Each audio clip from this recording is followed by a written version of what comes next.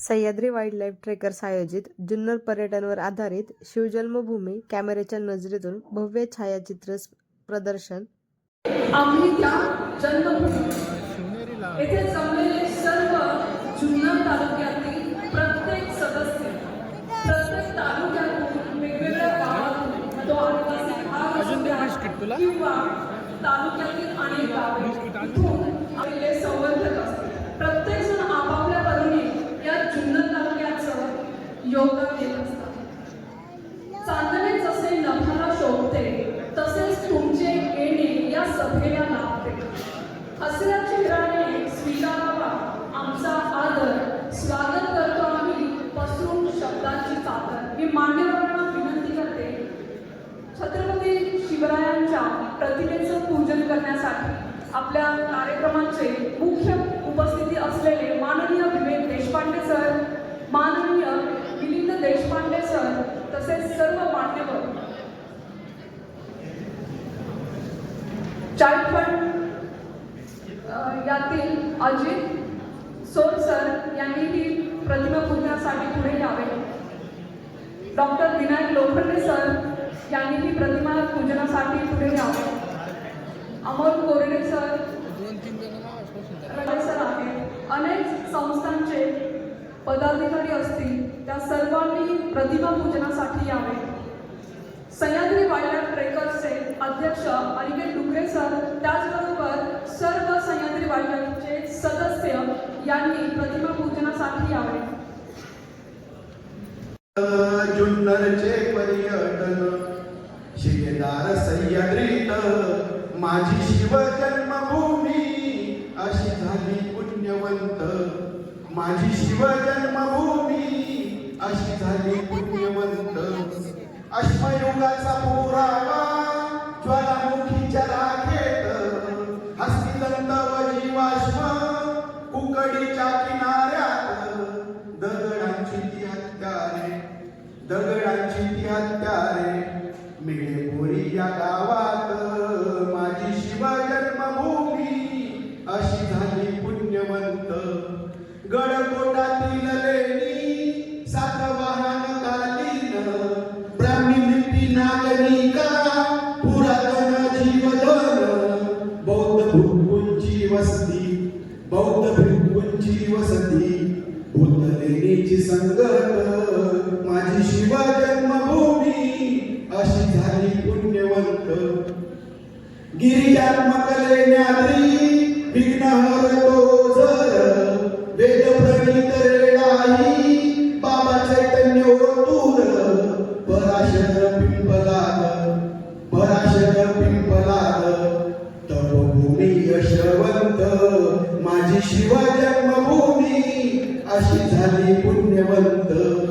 माळशेजचे सौंदर्य मराठीचा नाणेघाट बळ पावसाला देतो ढाकोबाचा ताऱ्या घाट. सारे जुन्नर राखीते कुकडेश्वराचे हात. माझी शिव जन्मभूमी अशी झाली पुण्यवंत. जलसागर शहाजी पिंपळगाव जोगेरी चिलेवाडी पाचघर येडगाव वडजई मीना मांडवी कोकडी राणीवणी खळाळत. माझी शिव जन्मभूमी अशी झाली पुण्यवंत.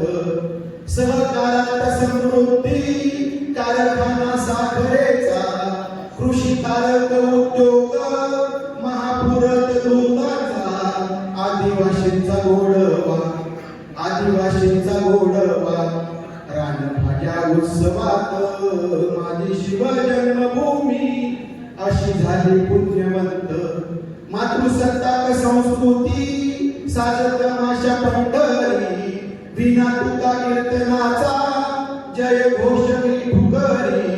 हातविजात दगड घंटानाद करतात. माझी शिव जन्मभूमी अशी झाली पुण्यवंत. संत कोंडाची साधू आणि रावजी रूपात सत्यशोधक जलसा सावित्रीचे शिक्षण क्षणात आणि आमटीचा डंका साजवेले बाजारात माझी शिवा जन्मभूमी अशी झाली पुण्यवंत. पुणे नाशिक हा मार्ग जोडी कल्याण नगर त्याच्या आवती भवती जत्रा गाड्यांचा गजर. दुर्गा भवानीवर असू रान फुलं मांडतात माझी शिवा जन्मभूमी अशी झाली पुण्यवंत. साहित्याची चळवळ महोत्सव मराठीचा लागा फाटातील टिंग्या वसा दशावताराचा. शिवभूमीचा मावळा शिव गरुड झेपेत माझी शिवा जन्मभूमी अशी झाली पुण्यवंत. आशियातील दुर्बीण महाकाय खोडदात बिबट्यांचा अधिवास इथे कडे कपारीत. पर्यटन जागतिक शिवाई शिवनेरीत माझी शिवा जन्मभूमी अशी झाली पुण्यवंत. माझी शिवा जन्मभूमी अशी झाली पुण्यवंत. माझी शिवा जन्मभूमी अशी झाली पुण्यवंत. खूप खूप धन्यवाद आणि खास एकदा जोरदार टाळ्या झाल्या पाहिजे.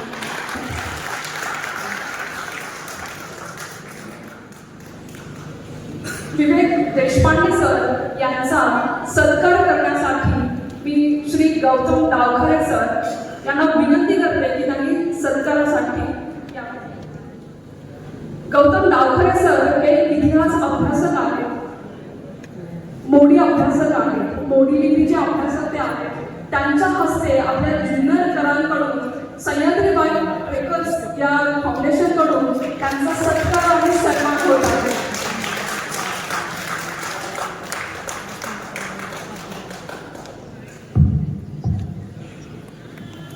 खूप खूप धन्यवाद. मिलिंद देशपांडे सर तेही आज इथे उपस्थित आहेत, तर ते पण एक मोठे गिर्यारोहक आहेत. आता त्यांचाही परिचय हा 3 पानांचा आहे, पण कौतुक हे आहे की मोठ्या भावाकडून लहान भावाने काहीतरी घ्यायचं असतं आणि हे जर असं घेणं असेल तर ते खरंच कौतुक आहे. तर त्यांच्यासाठी जोरदार टाळ्या.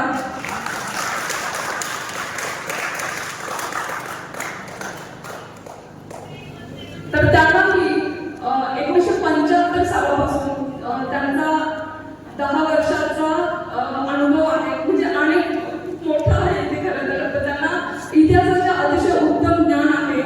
त्याचबरोबर गोडी दांडेकर, बाबासाहेब पुरंदरे, नीना बेडेकर सर, प्रके भानेकर, पांडुरंग बरकवडे, डॉक्टर सचिन जोशी यांच्या बरोबर गडकोटावर भटकंती करण्याची त्यांना संधी मिळालेली आहे. आणि हे सर्व आपण नावं जरी ऐकली तर एकेका व्यक्तीला भेटण्यासाठी आपण वेटिंगवर असतो किंवा तर त्यातले काही जण नाही, पण अशा व्यक्ती आज आपल्या समोर आपल्याला मार्गदर्शन करण्यासाठी आलेले आहेत. मी मिलिंद देशपांडे सर यांचा सत्कार करण्यासाठी सह्याद्रीबाई ट्रेकर्सच्या ज्या उपाध्यक्ष आहेत माननीय विजया गवळी मॅडम यांना विनंती करते की त्यांनी त्यांचा सत्कार करावा.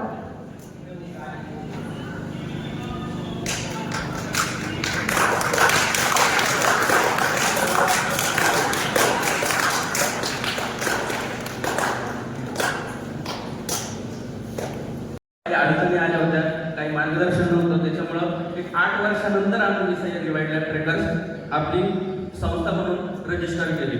संस्थेचा मेन उद्देश हा होता की नुसतं फिरणं नाही, तर फिरण्याबरोबर पर्यटनाबरोबर आपल्या जे काही आपल्याकडून शाश्वत पर्यटन झालं पाहिजे किंवा ज्या काही सांस्कृतिक घडामोडी होतात, सांस्कृतिक जे ते आपण विसरत चालले, संस्कृती कुठं तरी आपण विसरत चालले, संस्कृती संवर्धन करणं आपलं काम होतं. ते महत्त्वाचा मोटिव्ह आपला या ठिकाणी होता. त्याचबरोबर आजच्या या कार्यक्रमाच्या निमित्तानं आपण जुन्नरचं पर्यटन, घाटवाटा, किल्ले, धबधबे, पक्षी या सर्वांचा अनुभव घेऊन आपल्या जुन्नरची ओळख करून देणार आहोत. आणि अनुभवणार आहोत. मी माझं प्रास्ताविक थांबवण्यापूर्वी संस्थेबरोबर असणाऱ्या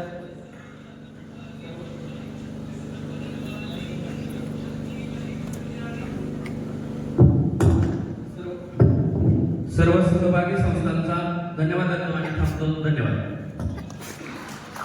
असा सुंदर व्हिडिओ. कुंभाराचे मडके हे सारे मिळून उभं करतात गावाचं अर्थचक्र. दररोज कुठल्या ना कुठल्या गावात होतो बाजार. केवळ व्यवहाराचा नाही तर माणसांचा, नात्यांचा, आस्थेचा संगम. याच भूमीत विराजमान 2 अष्टविनायक मंदिरे, श्रद्धेचा श्वास घेणारी आणि भक्तीने भारलेली. कीर्तनाच्या तालात, अभंगाच्या ओळीत कोंडाजी बाबा डेरे यांच्या पदस्पर्शाने पावन झालेली ही वारकरी परंपरा आजही चालत आली आहे. विठ्ठल नामाच्या गजरात. शेतीप्रधान संस्कृतीत रुजलेलं जीवन, बैलाच्या मानेवरचा घाम आणि शेतकऱ्याच्या डोळ्यातली आशा आणि मनोरंजनात गावगाडा पाहण्या जमलेली गर्दी, धडधडणाऱ्या बैलगाडी शर्यती, ढोलकीच्या तालावर रंगलेला तमाशा, जिथे हास्य, वेदना आणि वास्तव एकत्र नांदतात. जुन्नर म्हणजे इतिहास नाही फक्त, जुन्नर म्हणजे जगणं. परंपरा जपत भविष्याकडे वाटचाल करणारी एक जिवंत संस्कृती. एवढेच नव्हे तर जगाला निसर्गाशी एकरूप होण्याचा कालमंत्र देणारी आदिवासी संस्कृती. त्याचबरोबर विविधतेने नटलेलं नैसर्गिक, भौगोलिक आणि पर्यटन दृष्ट्या बहरलेलं वैभव. काय तर मंडळी, येत आहे ना महाराष्ट्रातील पहिला पर्यटन तालुका पहा. धन्यवाद. या अगोदर त्यांचा सन्मान आपण केला. ते जुन्नर निसर्ग पर्यटन आपल्याला यूट्यूबच्या माध्यमातून दाखवणारे आपले जे गावकरे आहेत यांचाही व्हिडिओ आपण या ठिकाणी पाहूया. महाराष्ट्र काय कातराने नटलेला, बऱ्या कोड्याने नटलेला महाराष्ट्र. अखंड महाराष्ट्राचे आराध्य दैवत असणारे छत्रपती शिवराय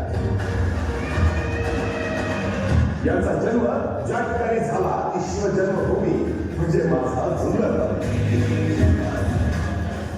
भक्तीचं अस्तित्व सांगणाऱ्या ओझरचा जुन्नर तालुका, गिरिजात्मक गणरायाच्या लेण्याचा जुन्नर तालुका, शिवशंभूच्या अवतारातील सह्याद्रीच्या अंगावरून खळखळणाऱ्या रंगांचा जुन्नर तालुका, अमेध्य सह्याद्रीच्या खांद्यांवरून ओसरणाऱ्या काळू भद्रव्याचा जुन्नर तालुका, धुक्याच्या दंतधुलईत भागून घेणाऱ्या आंबे हातवींचा जुन्नर तालुका, हजारो वर्षांचा इतिहास सांगत कातळी पुढील लेण्यांचा आणि व्यापारी मार्गावरच्या आणि घाटाचा जुन्नर तालुका, चित्रपटांसाठी मिनी स्वित्झर्लंड असणाऱ्या मार्शल्स घाटाचा जुन्नर तालुका, परदेशी देविक पक्ष्यांचे खंडे असणाऱ्या भव्य दिव्य जलाशयांचा जुन्नर तालुका, जिथे छत्रपती शिवरायांची पावलं दुडुडुडू धावली आणि त्यांचं तेजस्वी पालरूप पाहणारा शिवनेरी जिथे बसतो तो जुन्नर तालुका.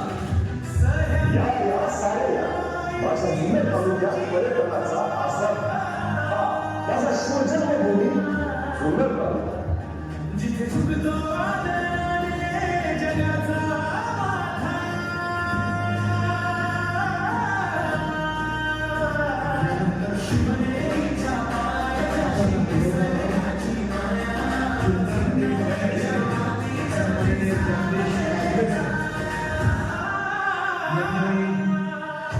आपला सन्मान करण्यासाठी निमंत्रित करतोय.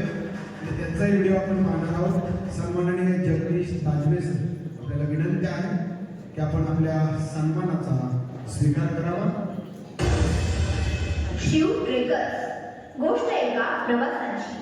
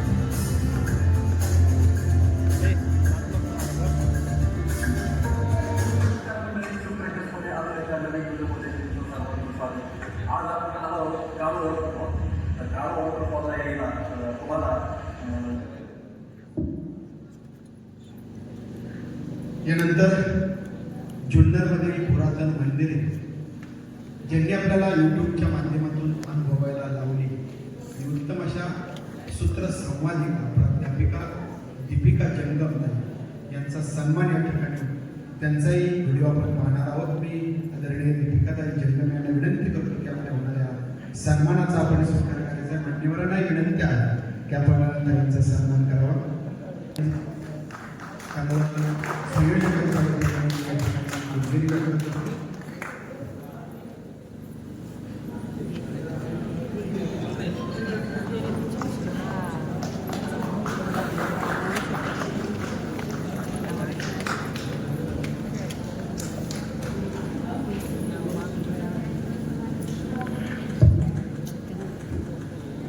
यानंतर जुन्नरची खाद्य संस्कृती आपल्याला अनुभवायला लावणाऱ्या सासू सुना आहेत.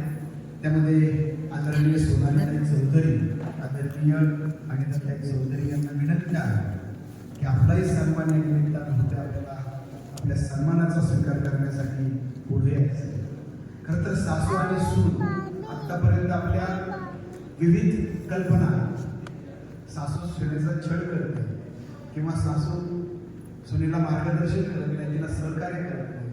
पण या परिवारामध्ये सासूचं प्रोत्साहन आणि पाठबळ ज्या सुनेला मिळालेलं आहे, त्यामुळं जुन्नरची खाद्य संस्कृती महाराष्ट्रामध्ये, जगामध्ये, भारतामध्ये पोहोचवण्याचं काम या सासू सुना करतात. त्यांच्यासाठी आपण जोरदार टाळ्या वाजवूया.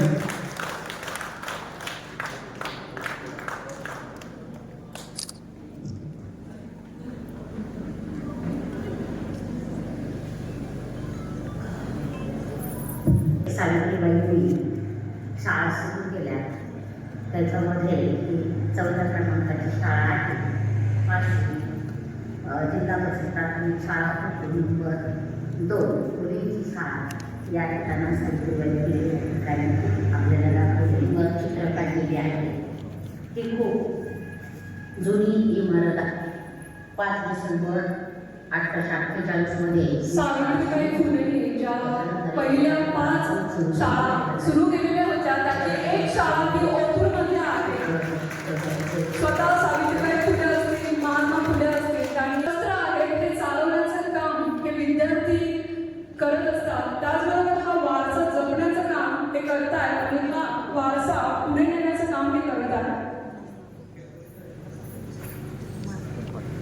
त्याचबरोबर सवियानी संस्था ही लघुजी वस्तात मर्दानी आखाडा आहे. त्याच्या ज्या अध्यक्ष आहेत सिद्धी चौरे यांचा सन्मान त्यांच्या विद्यार्थ्यांबरोबर होतोय. अगदी लहान वयात इतकं मोठं कार्य करणारी सिद्धी चौरे आणि तिचे सर्व विद्यार्थी यांचा सन्मान होत आहे. जोरदार टाळ्या वाजवून यांचं कौतुकाची कार्याची दखल घेतली. रमेश शर्माळे सर यांनी आपलं मनोगत व्यक्त करावे अशी मी त्यांना विनंती करते.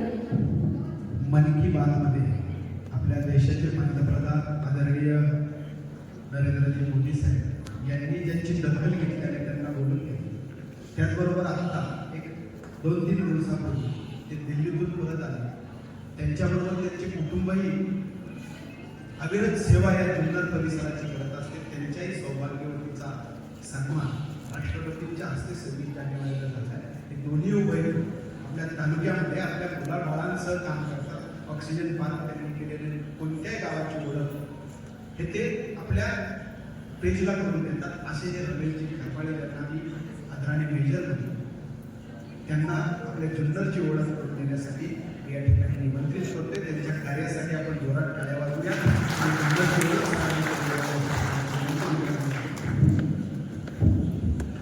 हॅलो, धन्यवाद सर. सन्माननीय व्यासपीठावर उपस्थित असणारे सर्व मान्यवर, खास करून मिलिंद सर, विवेक सर, अनेक मान्यवर या ठिकाणी उपस्थित आहेत. सर्वांचं या ठिकाणी विरुद्ध व्यक्त करतो. खरं तर हा आजचा जो दिवस हा फार महत्त्वपूर्ण दिवस आहे. मी सरांना मगाशी बोलता म्हटलं, सर मी एक दिवस डेझर्ट एरियामध्ये होतो, वाळवंटामध्ये राजस्थानमध्ये ट्रेनिंगला होतो आणि ज्या ठिकाणी पाण्याचा थेंब टाकला की त्या ठिकाणी बाहेरची जे काही वन्यजीव आहेत ते त्या पाण्याच्या शोधात तिथे यायचं. म्हणलं सर त्याच्यातून मला एक मार्ग सापडला की आपल्याकडे एवढं काय आहे, आपण डोंगरे शोधायला बाहेर जातो. आपल्याकडे एवढा ऐतिहासिक वारसा आहे, एवढा भौगोलिक वारसा आहे, एवढा नैसर्गिक वारसा आहे.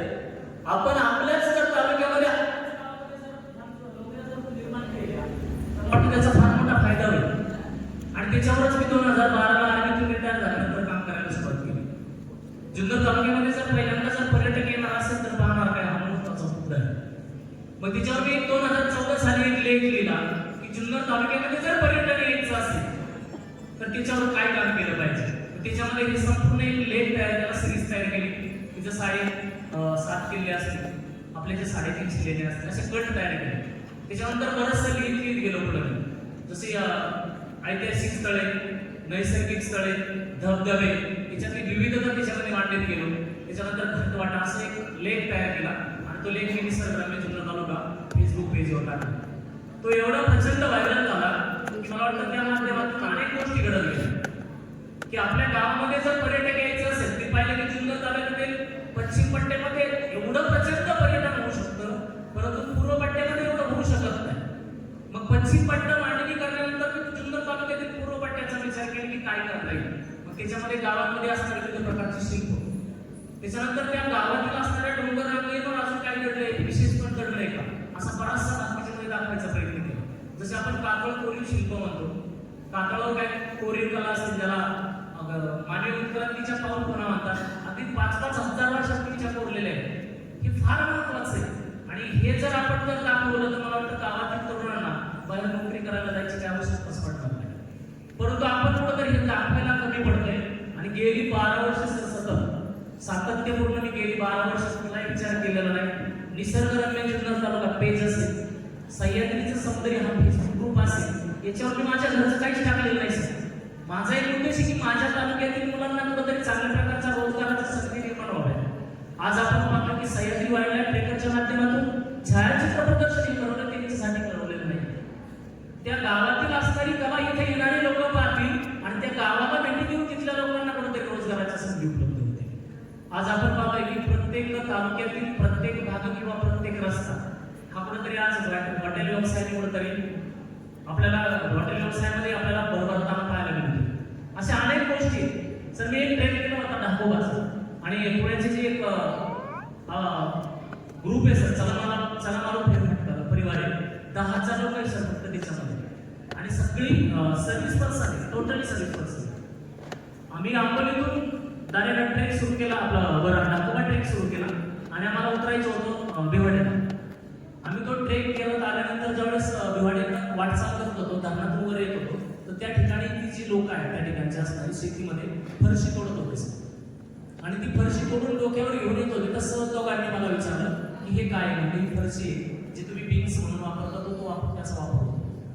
आणि आमचा त्या ठिकाणी भिवाड्याच्या मंदिरापाशी, गणपती मंदिरापाशी सगळ्यांना ज्यावेळेस लेक्चर चालू होता त्यावेळेस मी त्यांना तेच म्हटलं की हे जे पिकतंय ना हे फक्त नैसर्गिक आहे, सेंद्रिय. तुम्ही ही जर फरशी जरी कशी किलो आहे त्यांना विचारलं तर 25 रुपये किलो आहे. म्हणलं 50 रुपयाने जरी घेतले तर 2 दिवस तुमचं लाईफ वाढणार. आणि अक्षरशः ती 2 पोती सर जागेवर 50 रुपये किलो त्यांनी घेतली. आपल्याला कुठेतरी दाखवता आलं पाहिजे तर आपल्याला ते विकता येईल. आपण दुसऱ्याचा तालुका, दुसऱ्याची पर्यटन स्थळे पाहायला जातो, परंतु आपलीच पर्यटन स्थळे आपल्यालाच माहीत नसतात. आम्ही कुठेतरी दाखवायला कमी पडतो. आपल्या गावातल्या ज्या रोजगाराच्या संधी आहेत त्या कुठेतरी आपल्या गावातच निर्माण व्हाव्या आणि बाकीची लोक आपल्याकडे पाहावी, हा त्या पाठिंब्याचा मुख्य विजन आहे. आणि तोच सह्याद्री वाईल्डलाईफ ट्रेकरचा तोच मुख्य उद्देश की आज एकत्र करण्यापाठीमागे, एक छायाचित्र लावण्यापाठीमागे मला वाटतं रात्रीच मी पाहिलं एक प्रोग्राम इथं होता, 1 वाजल्यानंतर इथे चित्र लावले. कार्यक्रम लेट होण्याचा कार्यक्रम म्हणजे कारणच ते की आपण कुठेतरी आपला तालुका, आता पाहतो की बरेच गाव एकत्र आले. पेसार ग्रामपंचायतीतील 22 का 24 गावांनी सहभागीच्या मध्ये घेतले. आता ह्या कार्यक्रमामध्ये 22 गावं एकत्र आली, 22 गावं एकत्र आली. परवाच्या दिवशी ज्यावेळेस बोलता बोलता लोकरे सर होते, म्हटले की 22 गाव आहे पण नाव काय द्यायचं. म्हणलं घ्या 15 मिनिटात मी तुम्हाला देतो कोणत्या गावामध्ये काय. आपल्या गावामध्ये काय आहे हे सगळ्यात पहिल्यांदा प्रत्येक गावाने पुढे आणलं पाहिजे. मला वाटतं तो ऐतिहासिक वारसा आपल्या गावाचा पुढे येईल आणि त्याचा फार मोठा फायदा होईल. सर मी या ठिकाणी नळावणे गावामध्ये गेलो होतो. नळावणे गावामध्ये एक रामेश्वराचं मंदिर आहे आणि रामेश्वराच्या मंदिराच्या पाठीमागे एक शिवकालीन टाकी. मी खंडोबा देवस्थानाचं दर्शन घेऊन खाली मंदिरापाशी आलो आणि ते जे मंदिर बांधलेले त्यांनी काहीतरी 15 ते 20 लाख रुपये खर्च करून मंदिर बांधले. ते मंदिर ज्यावेळेस मी गेलो तर त्या मंदिराच्या उत्तरेकडे एक वडाचं झाड आहे, त्या वडाच्या झाडाखाली त्या मंदिराच्या काहीतरी अवशेष पडलेले होते, त्याची फोटोग्राफी करत होतो. आणि फोटोग्राफी करताना तिथं वृद्ध बाबा बसले होते 3-4. मी त्या जुन्या अवशेषांचा फोटो काढताना ते बाबांनी मला टोकलंच कधी म्हटलंय, वेडा झाला का काही 15-20 लाखाचं मंदिर बांधलंय तू या दगडांचं. म्हटलं बाबा तुमच्या गावाला काय ऐतिहासिक वारसा आहे का? म्हटले आहे ना. कधीपासून आहे? म्हणले रामायणात महाभारतापासून. म्हणलं कसं काय? म्हणले अशा एका गलीमध्ये रामाने आणि लक्ष्मणाने बाण मारलाय, तिथं जी पाण्याची लाईन चालू आहे ती अजूनही चालू आहे. म्हणलं ते नैसर्गिक आहे, अजून नाही. मग त्यांनी परत मला सांगितलं की हे जे तुम्ही फोटो काढता हे त्या काळात नाही. म्हणलं हे तर तुम्ही बाहेर काढले, आज ते नष्ट होण्याच्या मार्गावर आहे. उद्या जर हे नष्ट झालं तर तुम्ही तुमच्या गावचा वारसा सांगणार नाही. आपल्या गावातला वारसा आपण धरणात येऊन बुडवलाय. अगदी तुमच्या गावामध्ये जी असणारी एखादी मूर्त असेल ती मूर्त तुम्हाला बरंच काही निघून जाईल, परंतु आपण ते धरणामध्ये लिहून बुडवतो आणि कुठेतरी आपल्या गावचा ऐतिहासिक वारसा आपण नष्ट करतो. हा नष्ट जर व्हावाच वाटत नसेल त्याचं कुठेतरी एका बाजूला संवर्धन करा. अशा गजलक्षेतीच्या 22 शिल्प जुन्नर तालुक्यातील 22 गावांमध्ये शिल्प दिसतात. किती मोठा प्रचंड वारसा आहे आपल्या तालुक्याला. आपण दुसऱ्या तालुक्यामध्ये, जिल्ह्यामध्ये नव्हे, आपण दुसऱ्या राज्यामध्ये, देशामध्ये फिरायला जातो पाहण्यासाठी. तर आपला तालुक्यातील असणारा नैसर्गिक हा ऐतिहासिक वारसा जर जगाच्या पटलावर आणला तर मला वाटतं फार मोठं काम त्या माध्यमातून होईल. आणि हीच छायाचित्र प्रदर्शन भरवण्याचा मुख्य उद्देशच तो आहे. गेल्या वर्षी जैन कॉलेज भरवला होता, यावर्षी या ठिकाणी भरवलाय की प्रत्येकाने यावं, माझ्या गावातला वारसा नाही, प्रत्येक दालनात लावावं असं मला वाटतंय. की एक नाही अनेक गावातले व्यक्ती तिथं, अनेक तालुक्यातले व्यक्ती आहेत की एक दालन जर तयार झालं. बोरीगावचा वारसा अतिशय सुंदर या ठिकाणी कोरडे सरांनी या ठिकाणी केलेलं आहे. प्रत्येक गाव जसं आता जे 22 गाव आहेत त्या 22 गावांनी जसं या ठिकाणी मांडलेलं आहे, असं 22 ते मात्र जुन्नर तालुक्यातली जेवढी गावं आहेत या प्रत्येक गावाचं एक दालन असं लागलं पाहिजे, जेणेकरून येणारे जे पर्यटक आहेत त्यांच्या गावामध्ये काय चीज आहे हे पाहिलं जाईल. मग जुन्नर तालुका अटॅच संपूर्ण गावांमध्ये जर करायचं असेल तर मध्यंतरी मी 52 बारवा शोधण्याचा प्रयत्न केला. 52 बारवा कोणत्या? पायऱ्यांच्या विहीर, ज्यांना उतरता येते पाण्यामध्ये, उतरता येते त्या हिच्यामध्ये आणि परत चढता येते. तो एक आहे, त्याचं एक विशेषपण एक वेगळेपण. मी अशा जवळपास 22 डोंगरांवर किल्ले सोडले तर पाण्याच्या टाक्या सोडले. म्हणजे हे पाण्याची सोर्स का होते त्यावेळेस? त्याच ठिकाणी मंदिर आहे तर त्याच ठिकाणी पाण्याच्या टाक्या. ज्यावेळेस गुप्त हे राहण्याची ती जागा होती आणि त्यांना पाण्याची सुविधा होण्यासाठी त्या तयार केल्या होत्या. म्हणजे ही आपल्या डोंगरांमध्ये आपल्याकडे किती प्रचंड वारसा आहे आपण शोधला पाहिजे. बारा शोधण्याचं पाठीमागचं कारण होतं की पाणी हे जीवन आहे. आज माणूस पर्यावरणाला विसरत चाललाय आणि पर्यावरण जेवढा विसरत जाईल तेवढं माणसाचं आयुष्य कमी होत जाईल. आणि पर्यावरणाकडे पाहण्याचा दृष्टिकोन जर बदलला नाही तर आपलं आयुष्य संपायला वेळ लागणार नाही. हा त्या पाठीमागचा उद्देश आहे. आज विहिरीत पडणाऱ्या प्राण्यांचं रेस्क्यू करून आपल्याला बाहेर काढावे लागतात, परंतु ह्या पायऱ्यांच्या बारांमध्ये जर हे प्राणी पडत असतील तर त्या पायऱ्यांनी ती वर निघून जायची. दिवसभर ताणलेले व्याकुळ झालेले प्राणी विहिरी, संध्याकाळी माणसं झोपल्यानंतर पायऱ्यांनी खाली जायचे आणि ते त्यांची ताण वागवायचे. आज वन्यजीवांना आपण उपासमारीची वेळ आणली. फार भयानक स्थिती. डोंगर नाका जाळून टाकतायत आणि म्हणतात बिबटे आमच्या गावामध्ये आले. फार भयानक स्थिती. आपण त्यांच्या जीवावर जगतोय. आजची एक परिस्थिती मी जाता जाता सांगेल तुम्हाला. ऑक्सिजन कोण देतंय? ऑक्सिजन कोण देतंय? आवाजच आला पाहिजे. ऑक्सिजन कोण देतंय? आणि ते झाड तोडतंय कोण? कोण कोणाला मारायला लागले? ऑक्सिजन कोण देतंय आणि तोडतंय कोण? बघा ही आपली स्थिती आहे. झाड ऑक्सिजन देतंय, आम्हाला तोडताना आमचे हात थरथर कापत नाही. आम्ही आमच्याच जीवावर घाला घालतोय आणि आम्ही त्या मुख्य जीवाला कुठेतरी बदनाम करतोय. ही मला या माध्यमातून सांगावं असं वाटतंय. प्रत्येक घटक आपल्यासाठी जगतोय, आपण कोणत्याही घटकासाठी जगत नाही आणि आपण प्रत्येक घटकासाठी जगावं असं या माध्यमातून मला सांगावं असं वाटतंय. आयोजकांनी मला या ठिकाणी बोलण्याची संधी दिली त्याबद्दल मी आयोजकांचा या ठिकाणी निश्चितच धन्यवाद व्यक्त करतो. आपल्या गावाचा ऐतिहासिक वारसा अभिमानाने प्रत्येकाने पुढे आणा असं या माध्यमातून सांगावं असं वाटतंय. पुन्हा एकदा मी धन्यवाद देतो. थांबतो. जय जवाहर.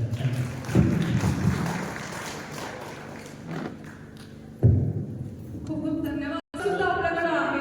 त्याचबरोबर अगदी जुन्नर तालुका पाहिला असेल तर तुम्ही तिथे प्रत्येक भागामध्ये काहीतरी वैशिष्ट्य आहे. तर गावातील लोकांचा सहभाग वाढवण्यासाठी आपण गावासाठी पुढील वर्षी एक पुरस्कार जाहीर करतोय.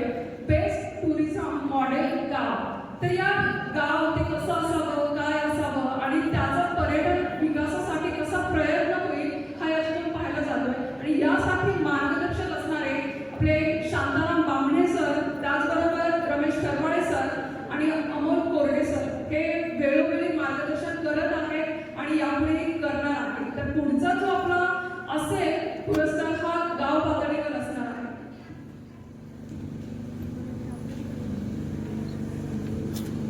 विनंती करते की त्यांनी आम्हा सर्वांना मार्गदर्शन करावं.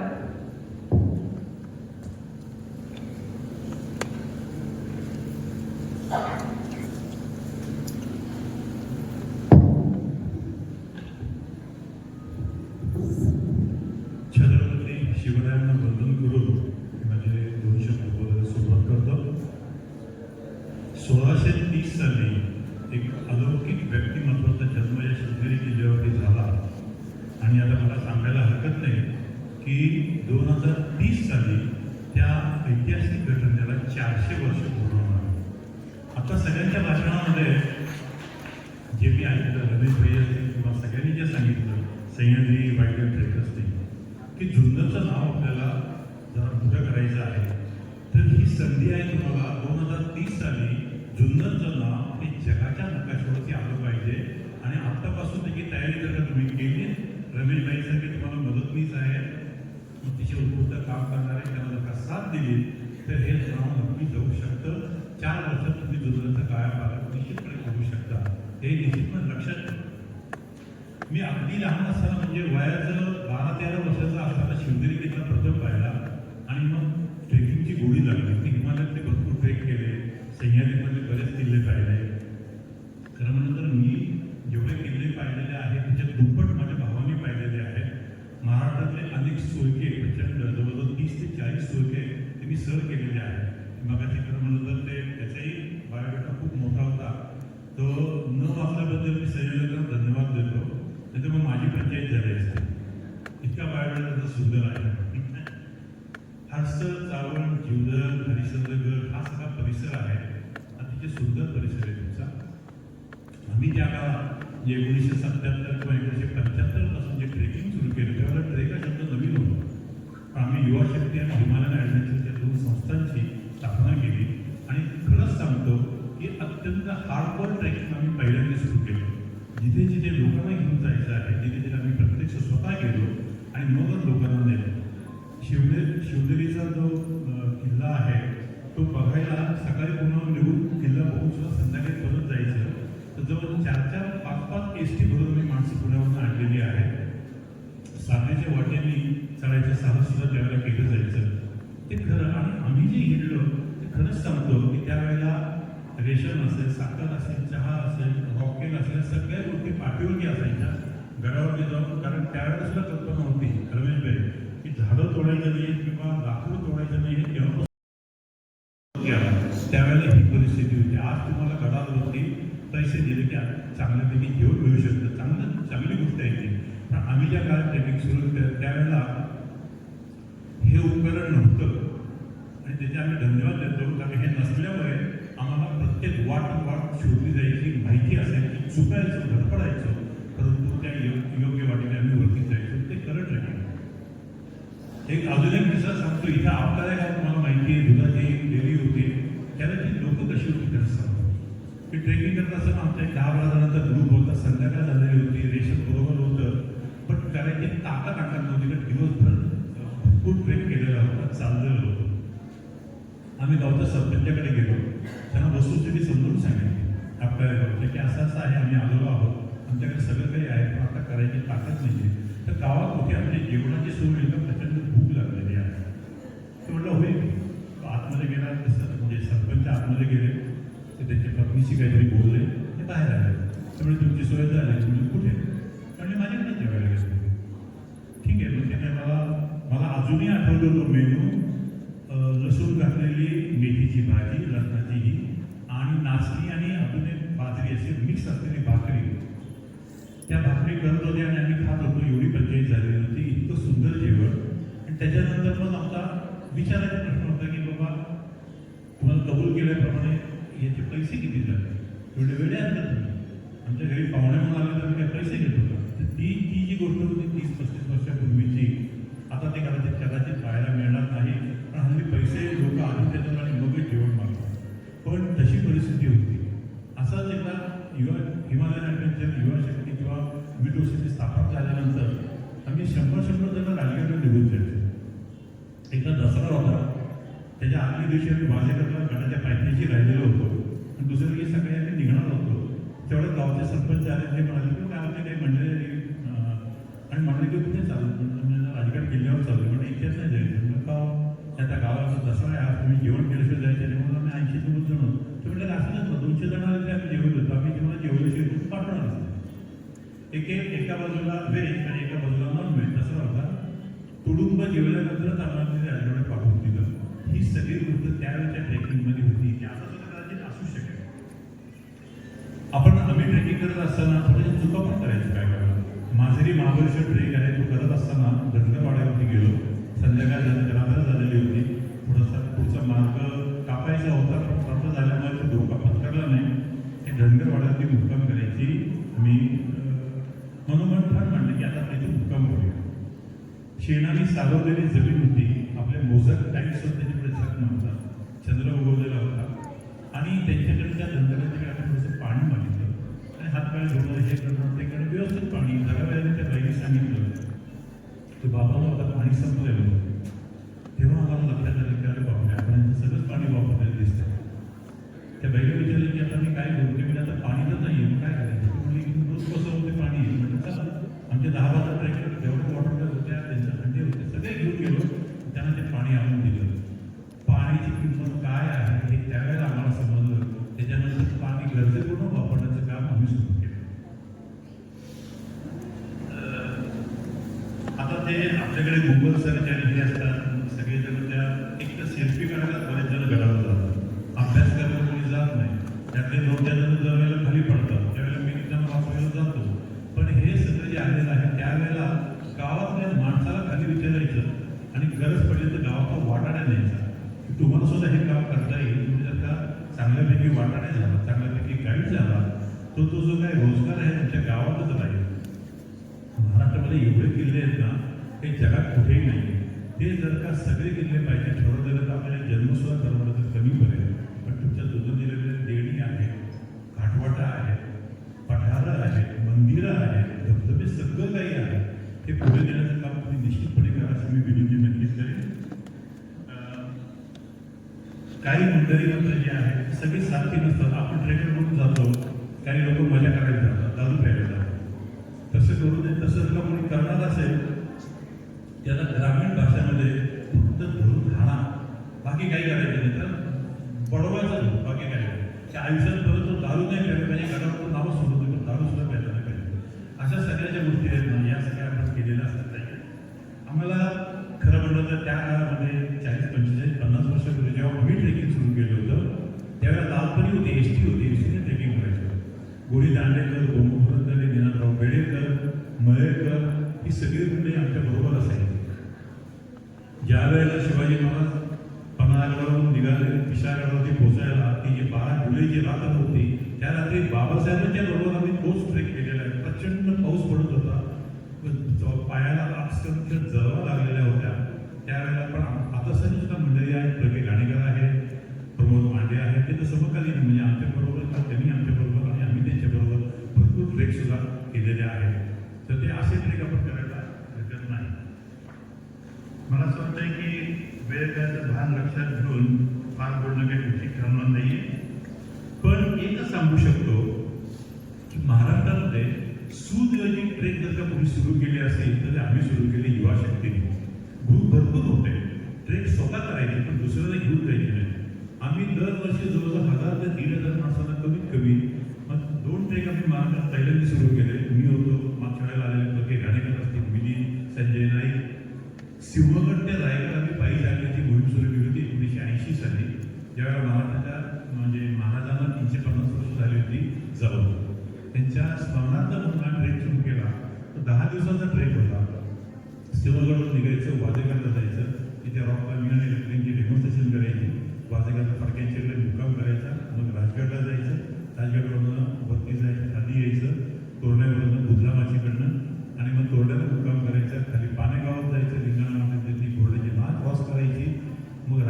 रायगडावरती जायचं आणि रायगडावरती गोपी दांडेकर असायचे, ते सगळ्या राजकारच्या लोकांना हिंदून दाखवायचे.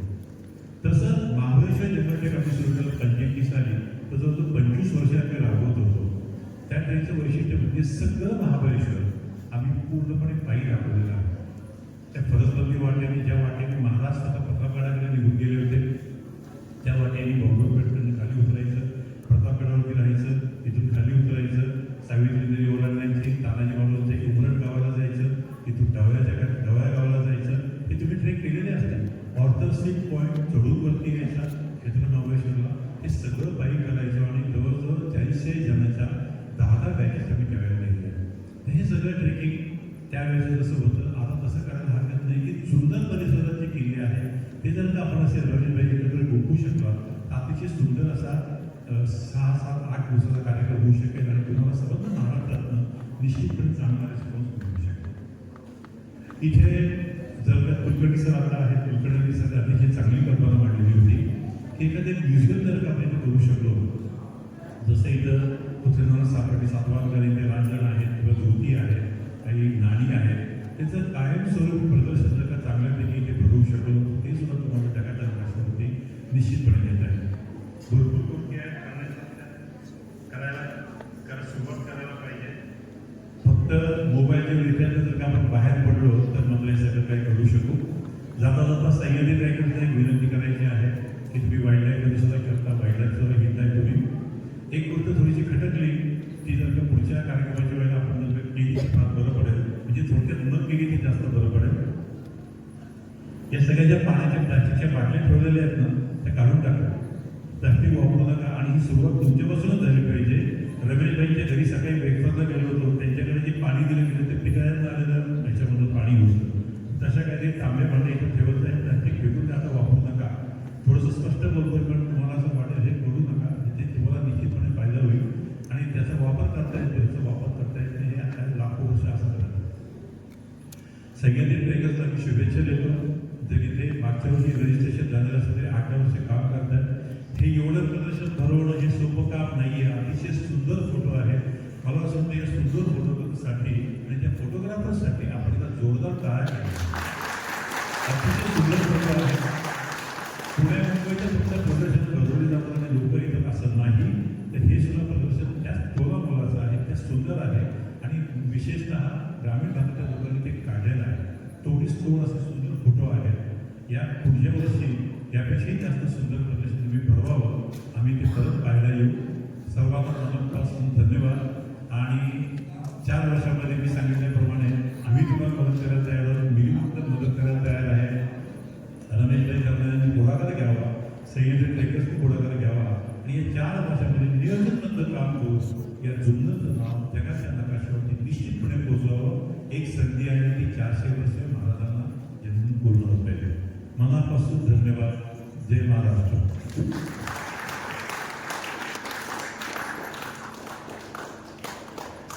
खूप खूप धन्यवाद सर. विवेक ट्रेकिंगचं एक महत्त्वाचं नाव पुण्यातच नाही तर अगदी जगभरात पसरलेलं, त्यांच्याबद्दलच मला एक छोटीशी आठवण सांगायची.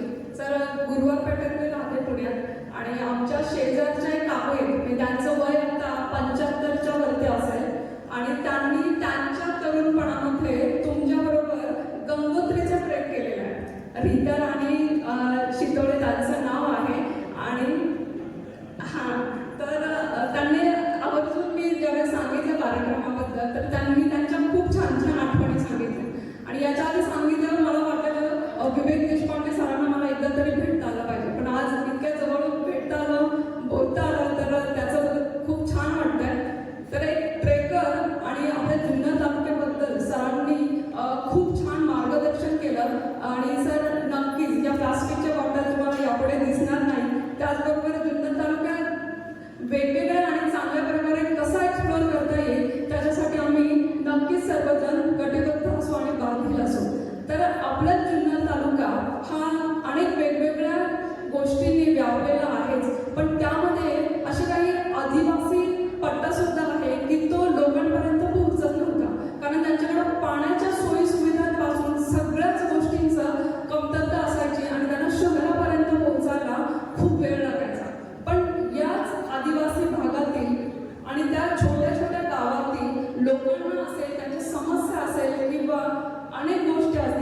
सर्वांपुढे मांडण्याचं काम आपल्या युट्यूबर्स पैकीच श्री किरण साबळे सर यांनी केलेला आहे. त्यांच्यासाठी त्यांचा सन्मान आज आपण इथे सर्वांसमोर करत आहोत.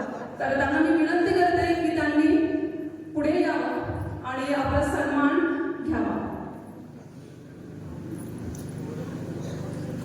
तर त्यांचा जो व्हिडिओ आहे की जो आदिवासी भागातील जे लोकजीवन आहे, तिथली संस्कृती आहे, तिथील शाळा आहे, त्यांनी त्या खूप छान एक्सप्लोर केल्या. आणि एक चांगली आनंदाची बातमी म्हणजे आजच सरांना मुलगा झालेला आहे आणि तो सुद्धा एक असा मावळा आपल्या शिवनेरी तालुक्यात जिल्ह्यातला की शिवनेरीच्या शिवभूमीतील की जो पुढे आपल्या तालुक्यातील संस्कृती पुढे न्यायला मदत करेल.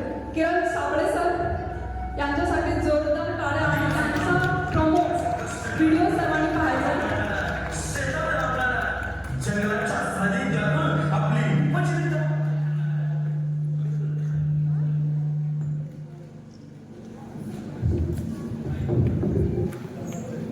आपलं जीवन बनवणाऱ्या याच मानवाला काही गोष्टींपासून वंचित राहतात.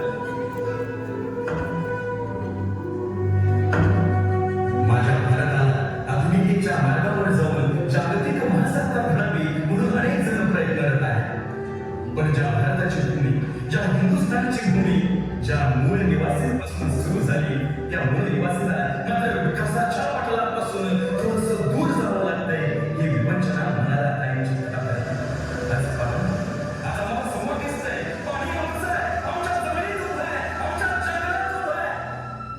घसा तारेनं व्यापून जात. पाण्याच्या थेंबासाठी माझा आदिवासी बांधव तारेनं तडपून मरतो. पण माझ्या दरिद्रीला, माझ्या कमी शिक्षणाला, माझ्या न्याय हक्कांपासून वंचित राहिल्यानं माझ्या आदिवासी बांधवांना स्वकर्तृत्वाची, स्वहक्कांची जाणीव करून देणारा दाता महाराष्ट्राला मिळाला. गरज आहे. मी मूळ निवासी आहे. जल, जंगल, जमीन या तीन जर मी खावायला असेल तर त्या तीन जरचा उपभोग घेण्याचा आणि खरा माझ्या आदिवासी बांधवांचाच नाही का?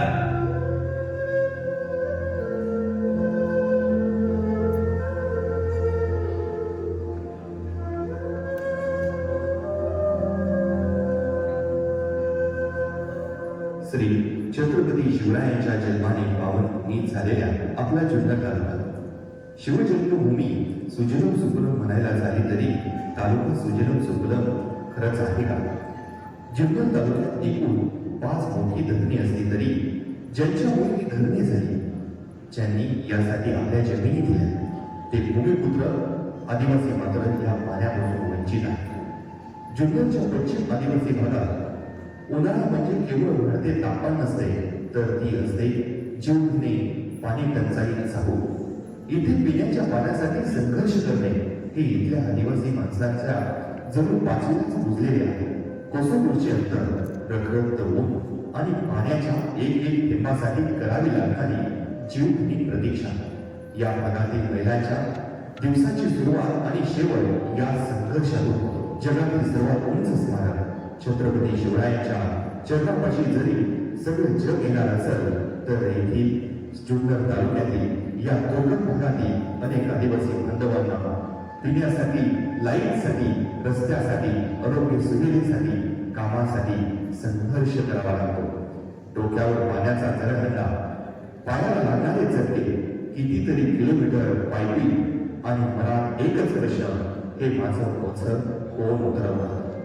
कधी मिळणार या त्रासातून मुक्ती? कधी मिळणार आदिवासी बांधवांना यापासून सुटका? याला नक्की दोषी कोण? एकीकडे आपण विकासाच्या गोष्टी करायच्या आणि दुसरीकडे आदिवासी बांधव अजूनही गरुड पाणी काढून दिला. आज का आपल्या तालुक्याचा विकास? या विरोधाभास आणखी किती दिवस पाहायला गेला? हा प्रश्न मात्र अजून अनुत्तरितच आहे. तात्पुरत्या स्वरूपात पाण्याचे टँकर देऊनही समस्या सोडवली झाली, मात्र यावर कायमस्वरूपी तोडगा कधी निघणार? आदिवासी भागातील गावांमधील प्रमुख समस्या म्हणजे गरिबी, बेरोजगार, अर्थव्यवस्था, शिक्षण आणि आरोग्याच्या सुविधेचा अभाव, तसेच सामाजिक आणि सांस्कृतिक रूढीवादी विचारसरणी म्हणजेच तर काय गरिबी. अनेक आदिवासी भागात आजपर्यंत एसटी महामंडळ जरी पोहोचली असली तरी ते फक्त ठराविक वेळेत होतेच. सकाळी एक फेरा, दुपारी एक फेरा आणि रात्री एक. त्यामुळे वयोवृद्ध व्यक्ती, महिला आणि आजारी व्यक्तीला तालुक्याच्या ठिकाणी घेऊन जाण्याची दुसरी कोणतीच सोय नसते. लहानपणी गावांना जरी येत असली तरी ती खूप वेळा बंद असते, रस्त्यावर आढळून येते. अशा वेळी लोकांनी जायचं तरी कशाला आणि विचारायचं तरी कोणाला? काही प्रश्न आजपर्यंत अनुत्तरितच आहे. सकाळची सुरुवात सूर्योदयाने होते, परंतु डोंगर कपाळीमधील आमच्या आदिवासी बांधवांच्या आयुष्यात सूर्योदय हा सूर्योदय नसतोच म्हणून. कारण पाण्याच्या हंड्यासाठी 1-1.5 किलोमीटर वरती पाण्यासाठी आजही जावं लागतं, अशी आमच्या नशिबाते पहा. आदिवासी बांधवांना देशाच्या स्वातंत्र्यानंतरही प्यायला पाणी मिळत नाही, अशी आमची आजची व्यथा आणि आमची अवस्था. आणि त्यातूनच आमच्या 5वीला पोचलेली गरिबी आणि त्यासाठी धरावी लागणारी पंकरपटेची वाट. थंडी असो वा वारा असो वा पाऊस, गरिबीचे दिवस संपत नाही. सुख हे आमच्या वाट्याला नाहीच म्हणून. आमच्या वाट्याला आहे ती म्हणजे न संपणारी आमची गरिबी. हीच आमची व्यथा. काही जण मजुरीचे पैसे बुडवतात, तर काही जणांकडून कोटी ती मिळवणूक. असा एक दिवस आदिवासी आमचे बांधव दिवस जगत असतात. सूर्योदय जसा हळूहळू पुढे सरतो आणि स्वतःची आग उडतो, तसा आमचा कामाला जाणारा आदिवासी बांधव. रखरखत्या उन्हामध्ये दारामध्ये काम करणाऱ्या आमच्या आदिवासी बांधवाची दुपार होते. निसर्गाच्या विविधतेने नटलेला आमचा जुन्नर तालुका प्रशासनाने पर्यटक म्हणून तालुका घोषित केला. मात्र तालुक्यामधील पर्यटन क्षेत्र हे मुकवते तालुक्यातील पश्चिम भागात पाहायला दिसून येते. म्हणजेच जवळपास तालुक्यातील 90% पर्यटन हे आदिवासी भागातील क्षेत्रात दिसून येते. आज त्या भागाची परिस्थिती पाहिली तर येथील आदिवासींच्या वाट्याला मूलभूत गरजा भागवणे सुद्धा शक्य होत नाही. शिक्षण, आरोग्य, रस्ते, लाईट, पाणी आणि आर्थिक विकासाला प्रोत्साहन दिल्यास आदिवासी लोकांचे जीवनमान सुधारू शकते. धन्यवाद.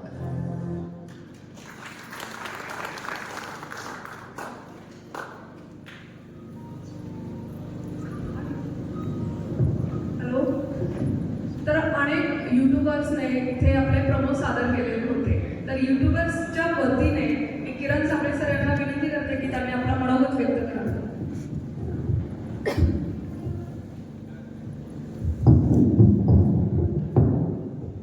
सर्व मान्यवर, सगळ्यात महत्त्वाचं आधी सांगतो, मला स्टेजवर बोलायचं काही गेली नाही, त्यामुळे काही चुकलं तर माफ करा मला. आणि सर्वात महत्त्वाचं, आता ही जी तुम्ही व्हिडिओ पाहिली ही खूप म्हणजे आपला पूर्ण जो पश्चिम भाग आहे, आदिवासी पट्टा, कोपरे मांडवे असो, आंबेआबीज असो, नाणेघाट असो, या खूप 40-50 गावांमध्ये जाऊन काढलेले फुटेज आहेत. आणि खरंच ही अवस्था आहे. ही अवस्था दाखवायचं कारण एकच की काय झालंय, आपण नुसतं म्हणतो जुन्नर तालुक्याने सगळं पर्यटन झालंय आणि आदिवासी भागामध्ये 80% सर्व पर्यटन आहे. परंतु आदिवासी भागामध्ये 80% पर्यटन असून सुद्धा ज्या त्यांना मूलभूत सुविधा ह्याच आजपर्यंत भेटल्या जात नाहीये. आता जसं की तुम्ही पाहिलं, रस्ते नाहीत, लाईट नाही, पाणी नाही, ह्या खूप महत्वाच्या गोष्टी ह्याच आपल्या आदिवासी भागांमध्ये नाहीत. आचारसंहितेचं काय काही गोष्टी बोलत नाही मी आता, परंतु खूप आहे काय माझ्याकडे बोलायला. परंतु या व्हिडिओच्या माध्यमातून एवढं दाखवायचं होतं की निसर्ग पर्यटन तालुका आपला जुन्नर तालुका आहे आणि या आदिवासी भागांमध्ये सुद्धा थोडंसं लक्ष दिलं पाहिजे. आता सह्याद्री वाईल्ड लाईफ संस्थेने जे आज कार्यक्रम आयोजित केलाय, हे छान फुटेज लावले, खूप सारे फोटोज व्हिडिओज आहेत. या माझ्या मताने 80% भाग वरचा आदिवासी पट्ट्यात असेल आणि आदिवासी भागात असेल. त्यामुळे सर्वांनी थोडंसं लक्ष द्यावं आणि ती पण लोक त्यामुळे थोडंसं सहकार्य झालं पाहिजे की जेणेकरून निसर्ग पर्यटनाला चालना भेटेल. कारण की तुम्ही आता फिरता जाता, परंतु तिकडे सुविधा खूप अभाव आहे सर. त्यामुळं एवढंच बोलतो. थँक्यू. धन्यवाद. यानंतर मनोगत व्यक्त करण्यासाठी जुन्नर तालुका शिक्षण विभागातील गटशिक्षक कुकडेश्वर मंदिर जुन्नर शहरापासून 20 किलोमीटर अंतरावरील पूर या गावी असून या ठिकाणी कुकडी नदीचा उगम होतो. कुकडेश्वर मंदिर देखील शिलाहार राजा झंज यांनी गोदावरीपासून भीमा नद्यांच्या उगमाजवळ बांधलेल्या 12 शिव मंदिरांपैकी एक असून सभामंडप, अंतराळ व गर्भगृह अशी मंदिराची रचना आहे. संपूर्ण मंदिरावर सुंदर नक्षीकाम केले. मंदिराचे प्रवेशद्वार पश्चिम बोरीतलं आहे सगळं. असल्याने मंदिरात थोडेसा प्रकाश नाही. पुढील बाजूस दारावरील कोरीव गणेश मूर्ती, उंबरठ्याजवळील 2 कीर्तिमुखे, दारासमोरचा गर्भगृहात आल्यामुळे शिवलिंग हे आपलं मन अगदी प्रसन्न आपल्याला भाग पाडतो. याचा इतिहास जाणून घेण्यासाठी तर आपण जाणून घेऊया.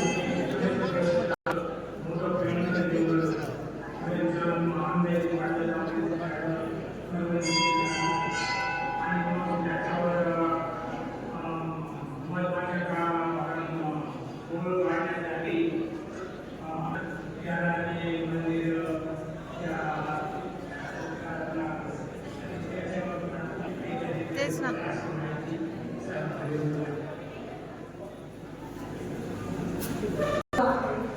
त्याचबरोबर इथल्या ज्या मृत पाहता तर काही घटना गोष्टी दाखवल्या त्यातला आता पुन्हा एकदा आपल्या जी पुरातन सगळी मंदिर आहे त्याला पुन्हा आपल्या सर्वांपर्यंत पोहोचण्याचा हा एक प्रयत्न आहे.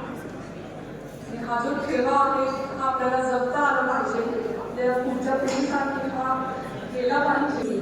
याच्या आजूबाजूला अनेक गड किल्ले आहेत. जुन्नर तालुका हा पाहण्यासारखा आहे. जर इकडे कधी आलात तर आवर्जून जुन्नर तालुक्याला